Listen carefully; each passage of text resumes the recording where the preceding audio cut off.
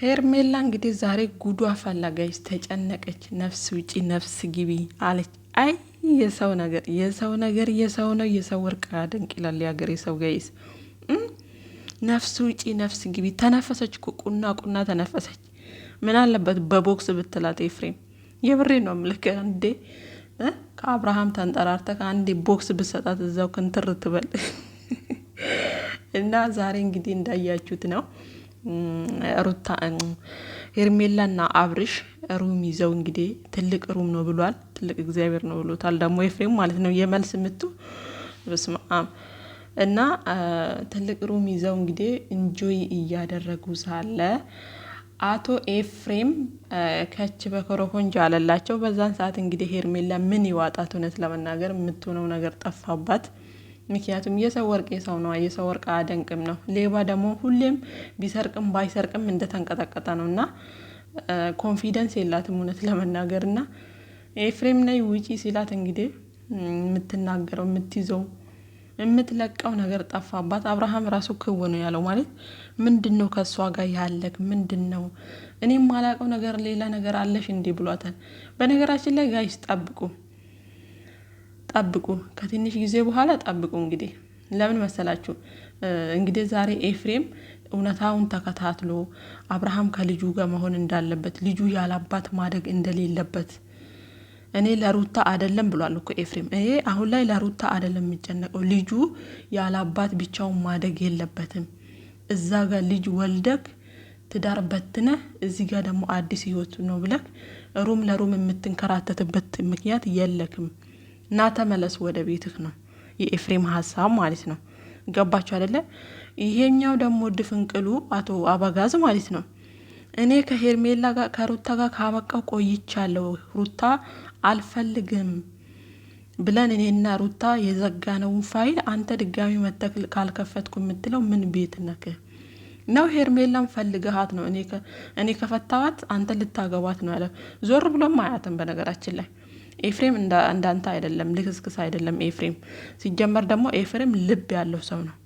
እንዳንተ ልቡም ፍቅሩም ሴት ካየ አይኑ ላይ አይደለም ልቡ ላይ ነው ያለው ሁሉም ነገር ማለት ነው። አስተዋይ የትንሽ ትልቅ ማለት ነው።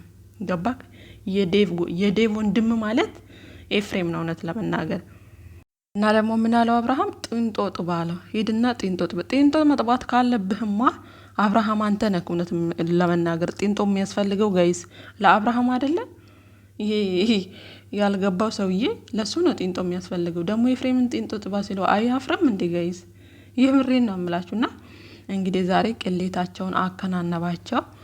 ካልወጣሽ አንቺን የሆነ ነገር ካላደረግኩሽ በፍጹም ህይወትሽ አይሰምርም እያለ እንግዲህ ኤፍሬም በጣም እየዛተባት ነው።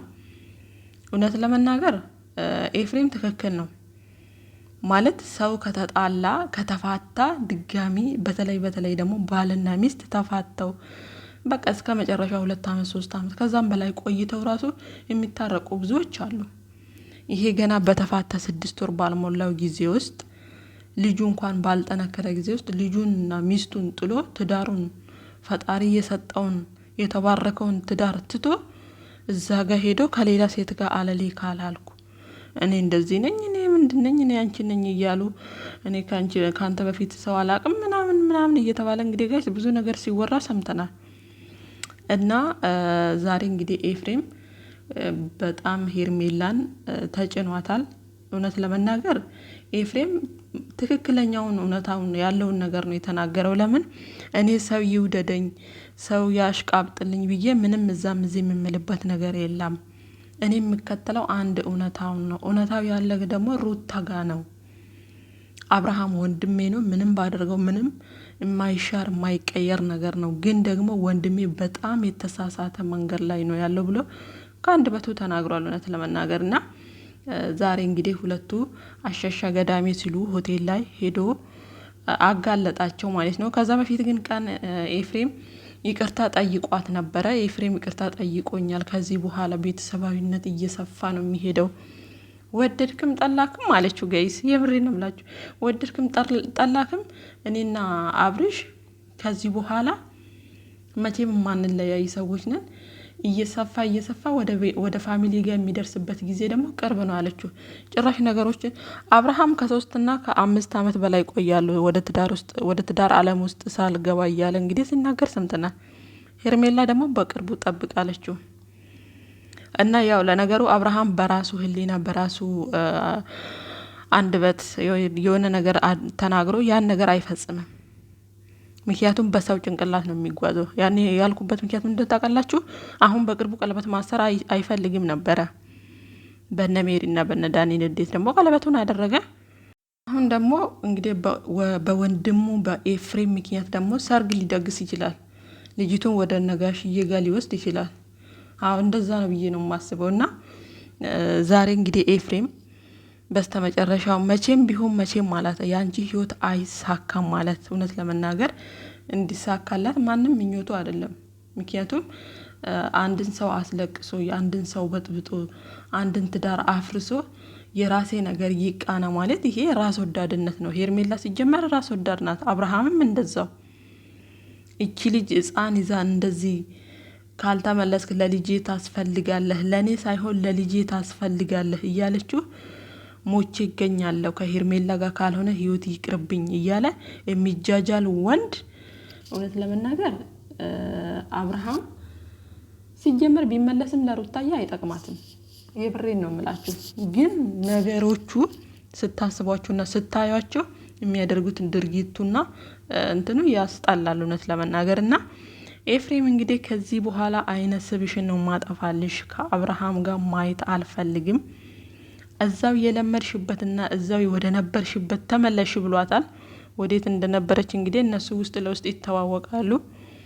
ከዚህ በኋላ እንግዲህ አብርሃም ወደኔ ህይወት ድጋሚ ብትመጣ ከነጋሽዬና ከናቴ ጋር ልታጣላኝ ነው፣ ከዚህ በኋላ እርምጃ ነው የምወስድብህ ብሎታል። ከፈለከው ሰው ጋር ተጣላለው። ምክንያቱም ትዳርህን ጥለክ ልጅህን ሜዳ ላይ ጥለህ ሌላ ሴት ጋር መሽለጥለጥ ላንተ እውነት ለመናገር ክብር ሆኖ ከታየክ አይደለም ከጋሽዬ ለምን ከፈለከው ሰዎች ጋር ትጋጭም አለው እኮ።